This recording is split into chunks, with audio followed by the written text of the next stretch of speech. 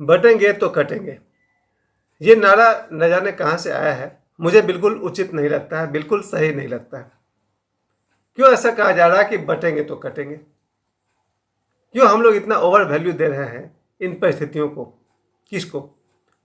ये बात कही जा रही है कि बटेंगे तो कटेंगे, ये हिंदुओं को कही जा रही है, क्योंकि हिंदू जो कि 100 करोड़ इस देश में है और 30 करोड़ के आसपास मुसलमान हैं। इसके अलावा इस देश में यहूदी है, पारसी है, बौद्ध है, जैन है, सिख है।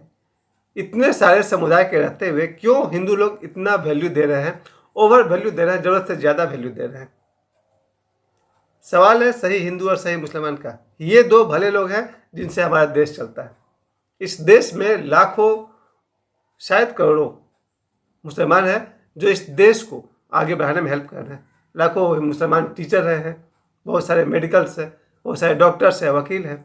हर वर्ग में तो मुसलमान हैं जो इस देश को आगे बढ़ा रहे हैं। नुकसान कौन कर रहा है? नुकसान कर रहा है कुछ गलत मुसलमान। कितने हैं गलत मुसलमान?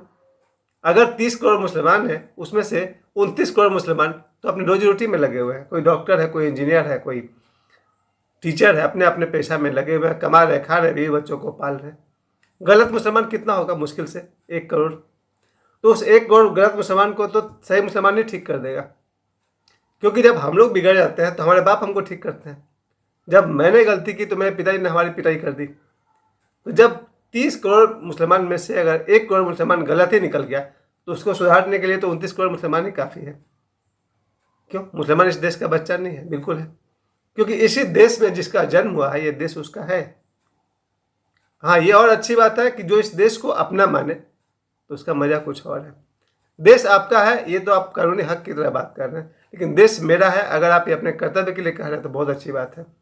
लेकिन देखा जा रहा है तो आज़ादी के पहले से ही गांधी जी ने हिंदू मुस्लिम भाई भाई का नारा लगाना शुरू कर दिया। ओशो कहते हैं कि हिंदू मुस्लिम भाई भाई ये नारा ही बेकार था, क्योंकि यहाँ पर हिंदू सिख थे, उनकी बात करते आप, हिंदू सिख भाई भाई, हिंदू जैन भाई भाई, हिंदू बौद्ध भाई भाई, आपने कह दिया हिंदू मुस्लिम भाई भाई। इसका मतलब कि शुरू से ही गांधी जी ओवर वैल्यू दे रहे हैं मुसलमानों को, और ज़रूरत से ज़्यादा वैल्यू किसी को दीजिएगा तो बिगड़ेगा। वही हुआ था। और आज 2024 में भी एक तरफ योगी जी जो भी कह रहे हैं कि बटेंगे तो कटेंगे, बाबा बागेश्वर कह रहे हैं बटेंगे तो कटेंगे, और किस बात पे कह रहे हैं? हिंदू एकता की बात कर रहे हैं। हिंदू एकता तो होनी ही चाहिए, अच्छी बात है, और सिर्फ हिंदू एकता ही क्यों, हो सके तो पूरा विश्व एकता भी कोई शब्द है, भारत एकता भी कोई शब्द है, पूरी दुनिया में एकता हो, जो कि संभव नहीं है। हमारे शरीर के भीतर एकता नहीं होता है तो बाहर की तो बात ही छोड़ दीजिए। हमारे मन में ही कॉन्फ्लिक्ट चलता रहता है, ये करें कि ये ना करें। तो जब हमारा ही मन बटा हुआ है तो हमारा परिवार तो बटेगा ही। एक परिवार में 5 लोग हैं, ये इनमें एकता नहीं है, और आप देश में एकता की बात कर रहे हैं। मैंने अपने बल पर देखा है, अभी इन्हीं 2-4 दिनों के पहले की बात है, मैंने देखा है यहाँ लोगों में एकता नहीं है, भाई भाई में एकता नहीं है, रिलेटिव्स में एकता नहीं है, और आप हिंदू मुस्लिम एकता की बात कर रहे हैं।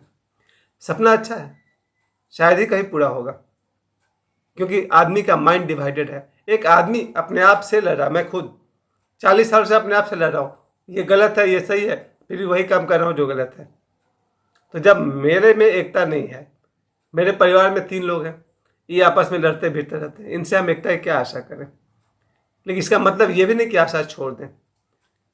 इसके अलावा फिर परिवार में एकता सवाल ही पैदा नहीं होता है। मैं अपने 50 साल की ज़िंदगी में मैंने देखा है, 2 समझदार लोगों में एकता होती है, लेकिन परिवार, समाज, देश में एकता मेरे लिए बहुत सपना देखने जैसी बात है। केवल समझदार लोगों में एकता होती है। अगर मैं समझदार हूँ, मेरा कोई भाई समझदार है तो एकता होगी। मैं समझदार हूँ, मेरा दोस्त समझदार, तो वो मुसलमान है या पंजाबी है, एकता होगी। एकता सिर्फ 2 समझदार लोगों में होती है। मेन बात यह कि जब हम लोग कहते हैं कि बटेंगे तो कटेंगे, हम लोग ये कह रहे हैं कि जब इस देश में कहते हैं ना 1000 साल से लगभग 2024 8-9 साल से तो हमारे देश में मुसलमानों का राज चला है, वो है ना वो सब, तो मैं बार बार कहता हूँ गुलाम वंश, मुगल वंश। और ये 8-9 वर्षों में इन लोगों ने उस समय इतने सारे हिंदुओं को कन्वर्ट किया है। ये बात आज सब कोई जान रहा है। इतने सारे हिंदुओं को कन्वर्ट किया है कि वो हिंदू बेचारे तलवार के दबाव में मुसलमान बन गए। कोई बात नहीं, बन गए तो ठीक है, उस हिसाब से चलते रहे। अब आज दो है, उसके बाद अंग्रेज आए। अंग्रेजों ने भी हिंदू मुस्लिम के अनेकता का भरपूर फायदा उठाया, दोनों को लड़ाते थे, अलग करते थे। पूरा गेम तो अंग्रेजों ने खेला है जिस पर कोई ध्यान ही नहीं दे रहा। आज़ादी से पहले अंग्रेजों ने भारत हिंदू मुस्लिम को तोड़ करके ही देश का बंटवारा किया ना। चलो वो भी हो गया सो हो गया, जो हो गया सो हो गया। लेकिन आज 2024 में जब कोई कहे, चाहे आदित्यनाथ योगी जी कहे या बाबा ईश्वर कहे कि बटेंगे तो कटेंगे, से मुझे दिखाई पड़ रहा कि आप ये बता रहे हैं कि 100 करोड़ मुसलमान कुछ भी नहीं है, एकदम से आप अपने आप को हीन भावना में दिखा रहे हैं, और जो 30 करोड़ मुसलमान है उसका हवा दिखा रहे हैं। ऐसा दिखाया जा रहा है कि 30 करोड़ जो मुसलमान हैं वो बहुत बड़े हवा बन गए हैं हमारे लिए, क्या बोलते हैं, स्केयर करो, ऐसा कुछ वर्ड है ना। और जो 100 करोड़ हिंदू हैं वो तो बेचारे हिंदू हैं। जिस देश में अल्पसंख्यक में मुसलमान हो, उस देश का आदमी बहुसंख्यक डर रहा हो, ये हंसने की बात है। जिस देश में 100 करोड़ हिंदू हों, वो रात दिन एक ही बात से डरते रहे कि मुसलमान परेशान कर देंगे। आश्चर्य की बात है। अगर संख्या की बात करें तो 100 करोड़ हिंदू हैं तो 30 करोड़ मुसलमान हैं। अब 100 करोड़ हिंदू रात दिन एक ही चिंता में पड़ा रहे कि भाई मुसलमानों से खतरा है, तो क्या बात कर रहे हो, बड़ा उल्टा ही खेल रहे हो। देश है भारत, इस देश में 100 करोड़ हिंदू हैं और यही डरे हुए हैं 30 करोड़ मुसलमान से। और उसमें भी मैंने बाप से अपने बल पर मैंने कहा था कि 30 करोड़ मुसलमानों में 29 करोड़ मुसलमान ऐसे हैं जो बहुत ही भले आदमी हैं, अपने रोजी रोटी चलाते हैं, परिवार चलाते हैं, दुकान है, मैंने डॉक्टर है, वकील है, इंजीनियर है। 1 करोड़ मुसलमान होंगे जिनको यही सब फालतू फालतू काम करते रहना है। उस 1 करोड़ मुसलमान के लिए ये 139 करोड़ लोग परेशान हैं? नहीं। इस देश में राष्ट्रपति हैं, प्रधानमंत्री है, मुख्यमंत्री है, प्रशासन है, उसके बाद कोई आदमी कैसे गलती कर देगा? जितने भी लोग गलत काम कर रहे हैं, चाहे जितना भी धर्म के नाम पर कर लें या फिर लव जिहाद के नाम पर कर लें, ये सारे गलत काम कैसे कर पा रहे हैं? ध्यान दीजिए, अगर आपके देश में राष्ट्रपति अपना काम कर रहे हैं, प्रधानमंत्री अपना काम कर रहे हैं, मुख्यमंत्री, सारे मिनिस्ट्री काम कर रही है, फिर 1 करोड़ लोग कैसे गलत काम कर ले रहे हैं? एक समय में देश का राजा हुआ करते थे ना, और राजा पूरे देश को चलाते थे। आज हमारे देश में भी यही होना चाहिए।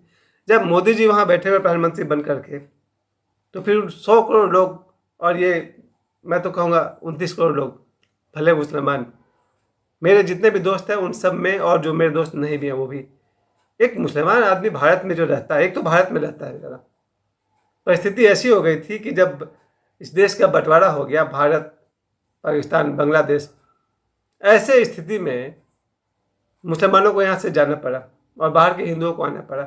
कुछ मुसलमान यहाँ रह गए, उन बेचारे से सारे हिंदू डरे हुए हैं। यही मैं कह रहा हूँ कि आप ज़रूरत से ज़्यादा वैल्यू दे रहे हैं, ओवर वैल्यू आप दे रहे हैं, और हवा बना के रखे हुए आप लोग मुसलमानों का कि बटेंगे तो कटेंगे। ऐसा कुछ नहीं होता है। मैं अपने बल पर कह सकता हूँ कि अधिकतर मुसलमान अपने बीवी बच्चों को उतना ही प्यार करते हैं जितना हम सब करते हैं। अधिकतर मुसलमान यही सोचता है कैसे मेरा घर चलेगा, कैसे नौकरी करेंगे। रेलवे में काम करते हैं, बीसीसीएल में है ना, मुसलमान काम करते हैं ना रेलवे में, बीसीसीएल में, सेल में। अब इनको क्या गद्दारी से मतलब है या देश परिवार चलाने से मतलब है?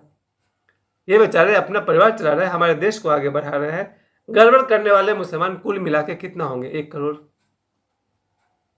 सही मुसलमान मेरे हिसाब से 29 करोड़, हिंदुओं की संख्या 100 करोड़। फिर आप लोग क्यों 1 करोड़ को इतना वैल्यू दे रहे हैं और ओवर वैल्यू दे रहे हैं और उसका हवा बना के रखे हुए हैं? मुझसे पहले भी किसी ने इस बात को कहा था। एक समय था कि भारत जैसा देश भी पाकिस्तान से डरता था, और भारत पाकिस्तान की बातें बाहर जा करके अमेरिका और कहाँ कहाँ जा कहता था। बहुत पहले किसी ने कही थी कि छोटा सा देश है पाकिस्तान, मुश्किल से यूपी के बराबर, और उससे डरा हुआ है पूरा भारत। पूरा भारत अगर छोटा सा पाकिस्तान से डरा हुआ है, आश्चर्य की बात है, शायद हंसने की बात है, आश्चर्य कोई बात ही नहीं है। एक 2 फुट का आदमी से अगर 6 फीट का आदमी डरा हुआ है तो हास्यास्पद बात है। बटेंगे तो कटेंगे का मुख्य जो मकसद है वो यही है, अलग अलग एरिया में अगर हिंदू एक साथ रहेंगे, मिलकर रहेंगे, तो निश्चित रूप से जो गलत लोग होते हैं वो सीधा हो जाएंगे। अगर किसी गांव में 100 आदमी हो और एकता में रहते हो, एक साथ मिलजुल कर रहते हो, तो 5 लोग बदमाशी करेंगे तो उन 5 को बनिया से ठुकाई पिटाई होगी। ये हुआ एकता का मतलब। अगर समाज में एकता है तो समाज में 100 लोग रहते हैं, 5 क्रिमिनल होते हैं, तो 5 क्रिमिनल की पिटाई 95 लोग आराम से कर देंगे। कब? जब ये 95 लोग एक साथ रहेंगे। क्रिमिनल्स 5 एक साथ होते हैं पर समाज वाले एक साथ नहीं होते हैं। जिस दिन समाज के लोग एक साथ हो गए, तो फिर कुल मिला के क्रिमिनल्स की संख्या कितनी है? 140 करोड़ देश में 2005 करोड़ क्रिमिनल्स होंगे, 135 करोड़ तो भले लोग हैं। इन 135 करोड़ लोगों को डर है किसका? 5 करोड़ लोगों का। हंसने की बात है। इन 5 करोड़ लोगों को डरना चाहिए इन 135 करोड़ लोगों से। यार हम 5 करोड़ गुंडे और 135 करोड़ अच्छे लोग, हमारी क्या होगी, उनकी हालत क्या होगी? यही मैं आप सभी से कहना चाहता हूँ। कटेंगे तो बटेंगे, बटेंगे तो कटेंगे, ऐसा कोई बात नहीं होना चाहिए, है भी नहीं। सच्चाई सिर्फ इतनी है, हम यूनाइटेड बने अपने मन से, हमारा परिवार में एकता हो, ताकि कोई भी पड़ोस का आदमी हम पर हमला न कर पाए। बात में बहुत दम है। अगर हमारे परिवार में पांचों भाई एक हो जाएंगे तो फिर मोहल्ले वाले भी सोचेंगे कि यार बहुत खतरनाक परिवार है उसका, सब भाई एक साथ रहता है। मुझे अभी भी याद है जब हम लोग पाथरडी में रहते हैं, एक परिवार हुआ करता था यहाँ पर, उनके यहाँ 5 लठैत भाई थे, सब लाठी चलाने वाले। उनसे पूरा जो हमारा एरिया था मोहन बाजार सब डरता था, क्योंकि वो पांचों भाई एक साथ रहते थे। अगर एक ने गलती किया तो पांचों भाई 5 लाठी निकालते थे, सब अपने अपने घर में घुस जाएंगे। ये बात आप सभी याद रखिए। अगर इस देश में 140 करोड़ की आबादी में अगर 5 करोड़ गुंडे हैं और 135 करोड़ भले आदमी हैं, और इन 135 करोड़ लोगों के हाथ में अगर एक एक लाठी हो गई, तो ये 5 करोड़ लोगों को डरना पड़ेगा या सुधरना पड़ेगा। खैर फिलहाल तो मैं यही कहूँगा, राजनीतिक मामला है, बटेंगे तो कटेंगे, पूरा सही बात नहीं है, लेकिन एकता बहुत ही अच्छी चीज़ है। हिंदुओं में एकता होनी ही चाहिए, मैं भी इसका समर्थन करता हूँ। तो समय देने के लिए आप सभी को बहुत बहुत धन्यवाद। प्रणाम।